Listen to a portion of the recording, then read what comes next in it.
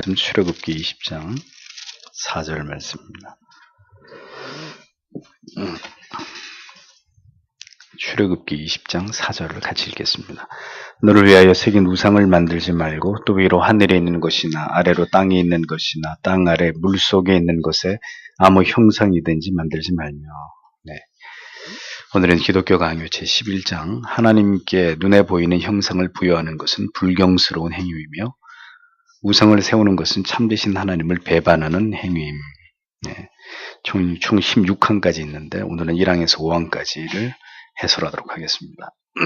1항은 성경은 하나님을 형상과 결부시키는 행위를 금지함 이렇게 되어 있습니다. 자, 인간은 경배의 대상을 형상화해서 그것을 경배하려고 하는 무지하고 악한 본성을 가지고 있습니다. 나무나 돌이나 금이나 은 같은 가치로 신들을 만들어서 숭배하는 일들을 인류는 계속해 왔습니다. 그러나 무엇보다도 이렇게 하나님을 형상화하는 일은 심히 하나님의 영광을 부패하게 하는 불경스러운 것이다. 이렇게 칼빈이 얘기합니다. 그러하게 하나님께서는 율법을 통해서 오직 하나님께만 신적인 영광이 있음을, 하나님 그 자체, 하나님 본체에게만 신적인 영광이 있음을 말씀하시면서 하나님이 인정하시는 예배, 하나님이 거부하시는 예배 이런 것들을 분명하게 설명하셨습니다. 하나님의 형상으로 우상을 만들려고 하는 일은 철저하게 하나님을 위한 일이 아닙니다. 이것의 문제점은 인간을 위한 일이라는 거예요. 인간이 하나님을 자꾸 형상화하려고 하는 것은 하나님을 위해서 하는 일이 아니라 뭔가 하나님을 그냥 하나님 본체로 인식하고 하나님을 경배하려고 하는 것은 우리한테 상당히 어려운 일이고 쉽게 이렇게 감각되지 않는 일이니까 자꾸 인간은 하나님을 보여지는 것, 만져지는 것으로 만들려고 하는 이런 어떤 인간의 어떤 그 연약한 속성이 있단 말이죠. 그래서 인간이 자꾸 인간을 위해서 하나님을 형상화하는 그것이 하나님 보실 때 죄라는 거죠. 하나님이 허락하시지 않은 일이라는 겁니다. 눈에 보이는 형상으로 숭배의 대상을 만들어 놓음으로 그 대상에게 경배하려고 하는 이 죄악된 속성이 모든 인간들에게 모두 충만하다는 거죠. 하나님 분명히 그것을 금하셨습니다. 그럼에도 불구하고 교회 안에서는 하나님을 형상화하고 그림이나 조각으로 하나님을 묘사하는 그렇게 하나님을 표현하는 일들이 캐톨릭에 의해서 이루어진 것이 지금까지 남겨진 미술 작품들 속에서 우리는 그런 것들, 그런 어떤 흔적들을 확인할 수가 있는 것이죠. 이교도들도 마찬가지입니다. 여기 칼빈은 페르시아 사람들의 예를 들었죠. 페르시아 사람들은 태양을 숭배했고 뿐만 아니라 하늘의 별까지 모두 신으로 숭배하면서 형상화하기까지도 했습니다. 지금도 여러분 이집트의 그 유물들 가운데 보면 수많은 동물을 형상화해서 우상시했던 이런 증거들이 나타나죠. 짐승의 그 두상 이런 것들을 신으로 삼아가지고 우상시했던 이런 증거들을 봅니다. 하나님께서는 인간들이 어떤 거룩한 목적으로든지 하나님을 형상화하는 것에 대해서 다른 신을 그렇게 만드는 것은 말할 뿐만 아니라 하나님을 그렇게 형상화하는 것조차도 허락하시지 않고 그런 인간의 모든 의도들을 철저하게 배격하신다는 겁니다. 하나님을 경배하기 위한 인간의 그 어떤 고상한 동기에서 비롯된 시도들이라 할지라도 그것은 하나님이 보실 때 전부 다 악한 것일 뿐이라는 거죠. 그래서 여러분들이 분명히 기억해야 될 것은 어떤 식으로든 하나님을 경배하거나 찬양하거나 하나님을 기리거나 하는 모든 것들도 인간의 어떤 사고의 창조물에서 비롯돼서는 안 되고 철저하게 하나님의 말씀에 근거하지 않으면 그것은 다 죄가 된다는 거예요. 그래서 교회가 하나님을 신앙해 오던 수백 년, 수천 년의 전통으로 하나님을 예배하는 방식, 어떤 패러다임을 바꾸려고 하는 것은 중대한 신성 모독적인 일이 된다는 걸 분명히 알아야 된다는 겁니다. 그래서 우리는 모든 이머징 교회 형태들을 다 거부하고 그런 식의 예배나 찬양이나 하나님 앞에 어떠한 그 경배의 행위들도 다 거부하는 이유가 거기에 있는 것이죠. 두 번째 항목은 하나님을 형상과 결부시키는 것은 그의 위엄을 욕되게 하는 것이다. 이 부분입니다. 하나님을 그렇게 형상화하는 것을 금하신 이유는 하나님을 눈에 보이는 형상에서 찾고자 하는 것이 곧 하나님의 계명을 어기는 것이고 하나님을 배반하는 것이라는 것을 분명하게 말씀하셨기 때문입니다. 이사야는 분명히 형체가 없으신 분을 형체를 지닌 물질과 비슷한 것으로 만들고, 눈에 보이지 않는 분을 눈에 보이는 모양으로 만들고, 영이신 분을 생명이 없는 물체로 만들고, 측량할 수 없는 분을 나무나 돌이나 금 같은 하찮은 것으로 만드는 모든 행위를 인간의 허구로 하나님을 더럽히는 것이라고 이렇게 가르쳤습니다. 하나님을 어떤 식으로든 인간이 재해석해서 그 하나님을 표현하거나 경배하려고 하는 모든 일들이 하나님께서 허락하신 일들이 아니라는 것을 우리가 분명히 명심해야 됩니다. 하나님을 어떤 형상으로든 그 하나님을 담아내는 일은 인간이 결코 할 수 없는 일이고 행해서도 안 되는 명백한 죄라는 것이죠. 이것은 명백하게 하나님의 위엄을 욕되게 함으로 하나님을 진노하게 하시는 일이다라는 겁니다. 이러한 하나님을 형상화하는 저급한 신앙에 대한 경계는 유대인들에게만 국한된 것이 아니라 모든 이방의 민족들에게도 하나님을 경외함에 있어서 반드시 이런 부분들은 제거되어야 되고 금기된 내용이라는 거죠. 기독교가 카톨릭에 의해서 급격하게 부패되던 때에 이러한 일들이 교황청과 당대의 유명한 예술가들에 의해서 자행되었습니다. 그리고 그러한 모든 그림과 조각들이 지금은 모두 명화 혹은 명작이라는 인류 예술사의 굉장히 중요한 위치에 자리매김을 하고 있는 현실을 보게 되죠. 또 러시아 정교회 같은 경우도 보면 수많은 성화의 아이콘들을 만들어가지고 성삼위 하나님을 형상화한 이런 증거들이 다수 존재하고 있는 것을 볼 수 있습니다. 그러니까 이런 모든 것들은 예술 작품을 떠나서 이렇게 하나님을 형상화한 하나님께서 반드시 금하신 죄라는 것을 우리가 기억할 필요가 있다는 것입니다. 중요한 것은 이러한 모든 일들이 전부 다 숭고한 신앙적인 동기에 의해서 이루어졌다는 점입니다.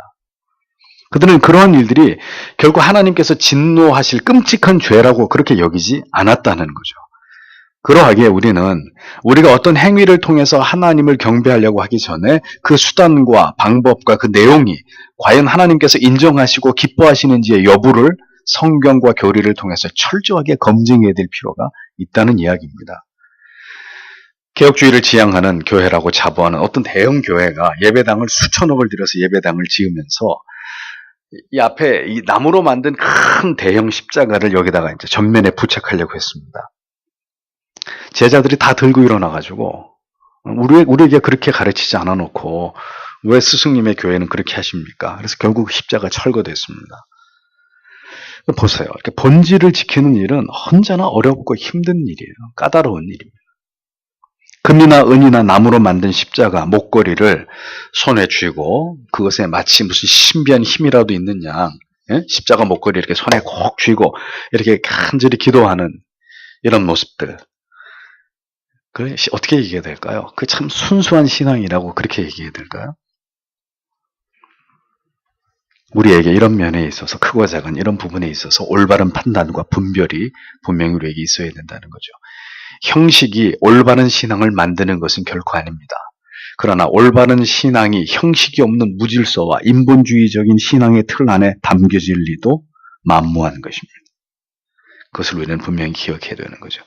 세 번째 항목에서는 하나님의 임재의 표징들도 형상의 구실이 되지 못함, 이것을 설명합니다. 성경에는 하나님을 대면하는 것으로 여길 정도로 구체적인 표징을 통해서 하나님의 임재를 나타내는 부분들이 분명히 발견됩니다.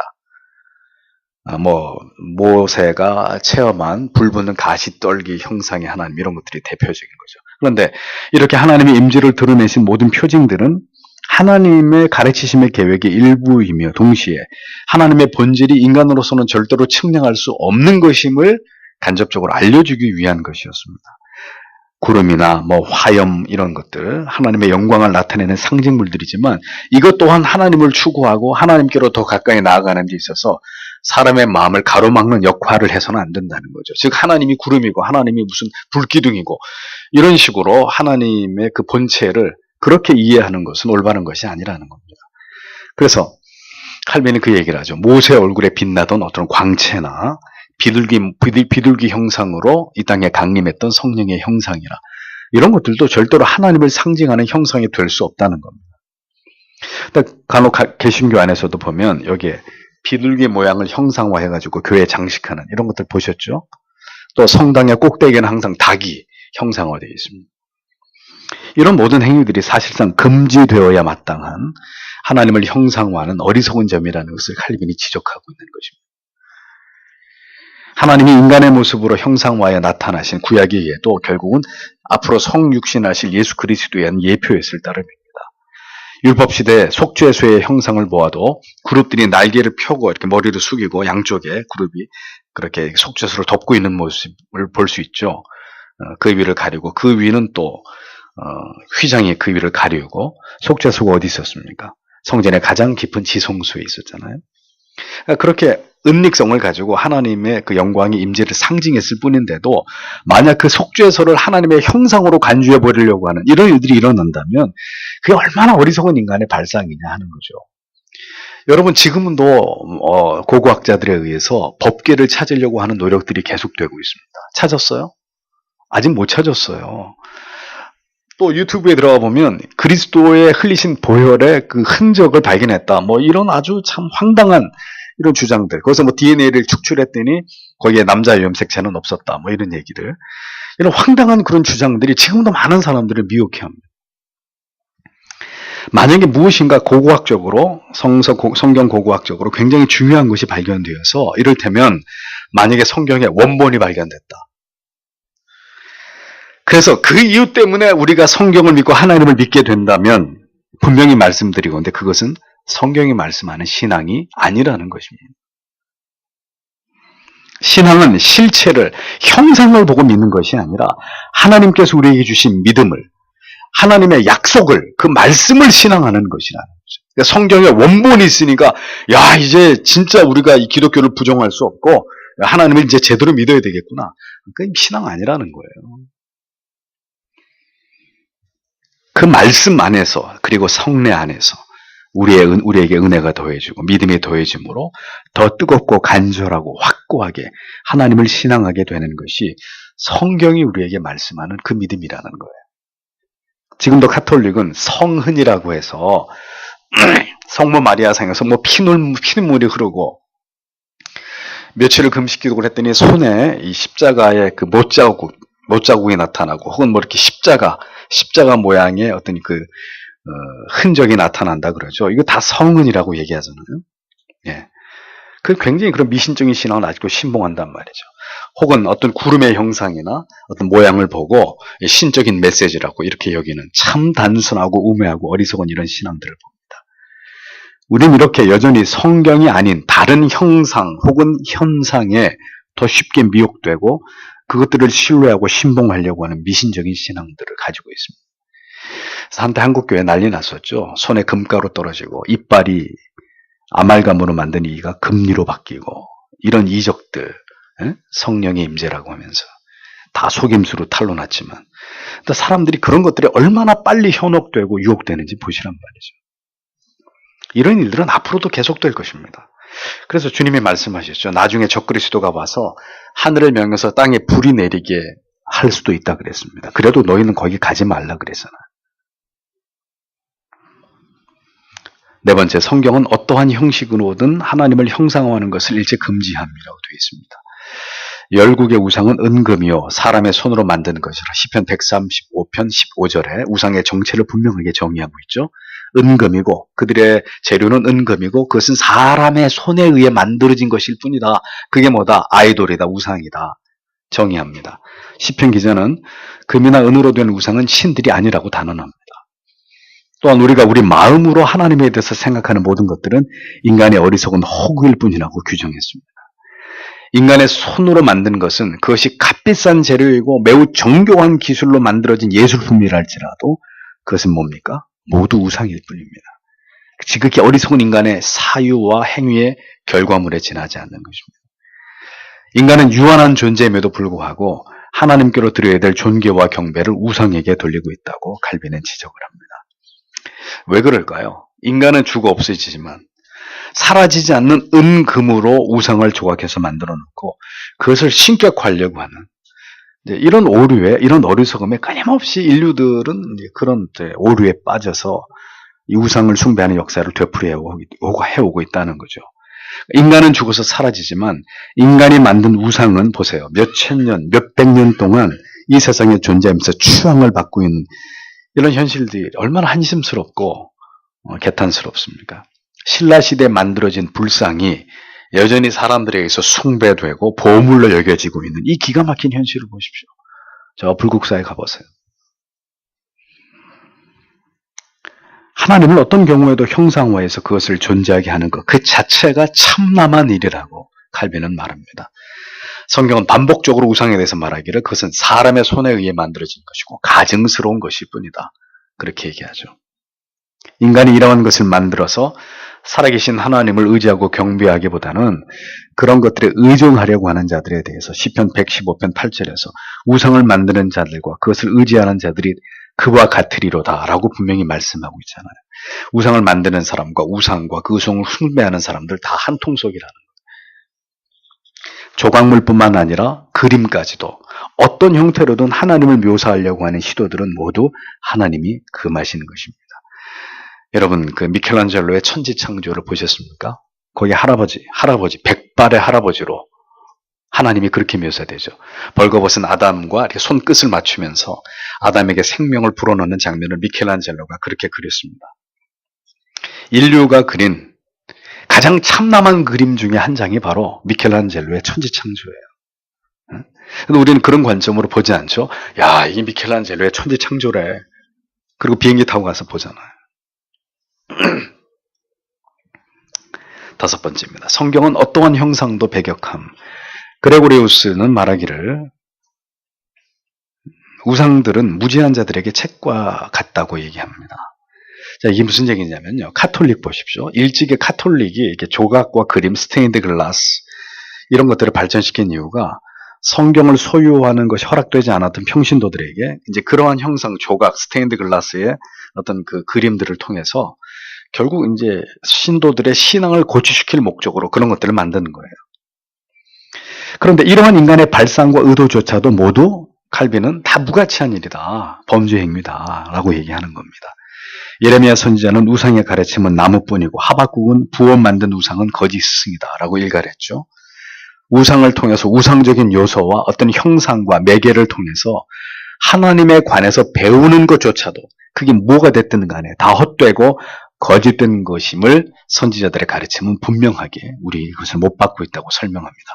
같은 맥락 속에서 성경의 말씀만으로는 도저히 어떤 신앙의 동기와 신앙적인 감화와 감동이 생겨나지 않으니까 CCM을 비롯해서 여러 가지 문화적인 매체, 미디어들을 활용해가지고 인위적으로 신앙적인 감동을 만들어내요. 그리고 믿음을 갖도록 만들고 믿음이 갖추어지기 위한 어떤 동기들을 만들어내는 거죠, 교회가. 자, 이러한 모든 발상과 행위들이 성경적으로 볼 때 이것을 우리가 수용할 수 있는 방법이라고 여길 수 있느냐? 어떻게 생각하십니까? 절대로 그럴 수 없다는 거죠. 그 무엇도 하나님의 말씀이 아니고서는 우리에게 신앙이 무엇인지를 가르쳐주고 거룩한 동기를 불어넣어 줄 수 있는 수단은 존재하지 않는 것입니다. 존재하지 않는데도 불구하고 부활주일이나 성탄주일 이런 데 되면 교회가 뭘 해요? 뮤지컬도 하고 또 영상으로 이미 나와 있던 영화 같은 거 편집해가지고 배경음악 깔아가지고 짧은 영상이지만 보고 전부 다 눈물 흘리게 만들고 감성을 건드려가지고 이제 그게 은혜라고 생각하는 거잖아요. 그걸 통해서 뭔가 더 하나님의 말씀으로 우리가 다가갈 수 있을 거라고 생각하는 거죠. 칼빈의 가르침에 따르면 다 이단적 발상인 거예요. 하나님이 허락하시지 않는 내용들인 거예요. 왜 오늘의 현대교회는 자꾸 성도들의 감성을 터치하려고 할까요? 왜 자꾸 사람을 울리려고 하고 아니면 이렇게 힐링을 어떤 엑스타시 아니 저 뭐죠? 영적인 카타르시스를 느끼게 만들려고 하는. 왜 자꾸 인위적인 것으로 그런 시도들을 하냐 이거죠, 교회가. 그건 누구만 할 수 있는 거예요. 성령께서 하나님의 말씀을 통해서만 할 수 있는 거죠.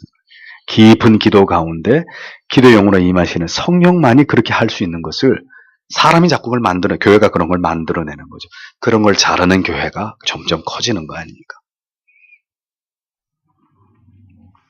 하나님의 말씀이 아니고서는 우리에게 신앙이 무엇을 가르쳐주고 어떤 거룩한 동기를 불어넣어 줄 수 있는 다른 수단은 존재하지 않습니다. 우리는 하나님을 찬양하기 위해서 찬송을 부르는 것이지, 잘 들으세요. 하나님에 대해서 느끼고 뭔가 배우려고 찬양을 부르는 게 아닙니다. 아닙니다. 근데 자꾸 우리는 느끼려고 찬양을 부르는 거예요. 예? 우리가 느끼려고 뭔가 이렇게 은혜스러운, 뭔가 이렇게 울컥하는, 뭔가 이렇게 자기 연민에 빠져드는 이런 걸 위해서 찬양을 부르죠. 또 찬양을 인도하는 사람의 멘트도 교묘하게 그런 것들을 이용하고 사람을 울렸다, 웃겼다. 뭐 하는 일들이냐 이거죠. 왜 예배가 우리를 위한 것이 되어야 합니까? 예배는 하나님을 위한 것이잖아요. 근데 설교 길다, 오래된 찬송가 다 집어치워라. 좀 현대적인 찬송으로 설교는 되도록 짧고 예배당은 더 화려하고 멋들어지게 아주 세련되게. 누구를 위해서 예배를 드리는 건지. 자, 이런 어떤 그 우리의 신앙의 선조들의 가르침을 통해서 이런 것들에 대한 분별이 이렇게 명확해지는 것입니다. 뭐가 잘못되는지를 분명하게 우리가 이렇게 판가름해 낼 수 있잖아요. 하나님에 대해서 배우는데 성경과 교리면 충분하지. 왜 새신자 초청 프로그램이 필요합니까? 왜 여기 연예인들이 와가지고 간증을 해야 됩니까? 전도가 목적이라면, 하나님의 복음을 가르치는 것이 목적이라면 수단과 방법을 가르지 않아도 된다는 주장은 모두 성경을 정면으로 부정하는 인본주의적인 사고의 극치라고 볼 수 있는 것입니다. 어떤 형상이나 그림이나 조각이나 심지어 음악적인 요소를 할지라도 그것이 성경의 진리를 대신하는 가르침과 감화와 교훈은 될 수 없는 것입니다.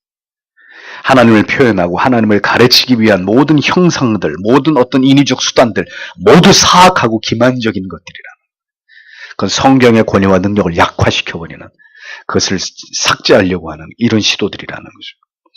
그게 단편적인 예가 그런 거잖아요. 중고등부 학생들한테 열심히 이렇게 CCM 부르게 하고 막 벌쩍벌쩍 뛰게 만들어요. 그렇게 1시간 동안 하고, 자, 이제 설교합시다. 다 자. 그리고 설교 딱 끝나고 또 막 기타 치고 드럼 치면 또 일어나가지고 막 날리고. 왜 그러는 거예요, 도대체? 예? 그게 하나님을 신앙하는 거예요? 다 속이는 거예요, 속이는 거.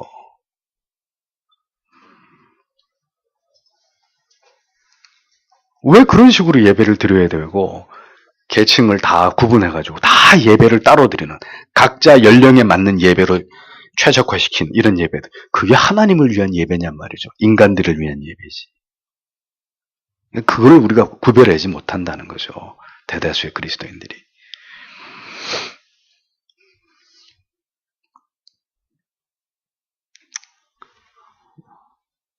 그러한 기술들을 통해서 은혜 아닌 은혜를 받고 감동 아닌 감동을 받는 것, 철저하게 속고 있는 것입니다. 그런 것이 길들여지면 정말 하나님의 말씀을 통한 은혜는 절대로 느끼지 못하는 그런 이제 병든 심령이 되고 마는 거죠.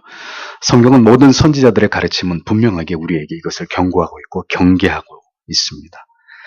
오늘도 이러한 모든 교훈과 가르침은 시대를 뛰어넘어서 선지자들이 강조한 바와 결코 다르지 않는 그 중요한 교훈의 반복에 지나지 않는 거예요. 그러니까 시대가 달라졌다고 자꾸 뭔가가 바뀌어져야 되고 달라져야 된다고 생각하는 이런 발상들은 굉장히 위험한 것입니다. 칼빈도 얘기하잖아요. 그때 사도와 선지자들의 가르침과 토시 하나 다르지 않고 그 얘기를 그대로 반복하고 있는 것일 뿐이다. 앞으로 1000년이 2000년이 흘러가더라도 예배는 이렇게 드려야 되는 거예요. 예배는 이렇게 엄숙하게, 경건하게, 구별된 찬양을 가지고, 구별된 장소에서 성경을 통한 성령의 역사하심이 아니면 참된 기쁨과 평안과 위로와 평강을 누릴 수 없는 기독교를, 성령의 역사하심이 없고 성경이 없어도 즐겁고 재밌고 감동적이고 힐링이 되는 이런 종교로 바꾸려고 하는 모든 시도들이 모두 우상숭배적인 사악한 일들이라는 것을 우리는 절대로 잊지 말아야 됩니다. 오늘날의 교회는 성령의 역사가 없어도 얼마든지 그 성령의 역사와 같은 유사한 은혜와 감동들을 얼마든지 만들어낼 수 있습니다. 고도의 테크닉을 가지고 얼마든지, 목사의 설교도 하나님의 말씀에 기만하지 않아도 얼마든지 여러분들에게 인위적인 감동을, 힐링을 줄 수 있는 이런 설교들로 대체되고 있습니다. 왜 우리가 이 부분에 있어서 이렇게 칼빈의 가르침을 숙고하고 경계하지 않으면 안 되는지 충분히 우리가 그것을 올바로 이해할 수 있으리라고 생각합니다. 오늘도 이 귀중한 가르침을 우리가 반드시 마음에 새기고 신앙의 올바른 방향을 추구하면서 나아가는 교회와 신자 여러분들이 되시기를 기도합니다. 다 같이 기도하겠습니다.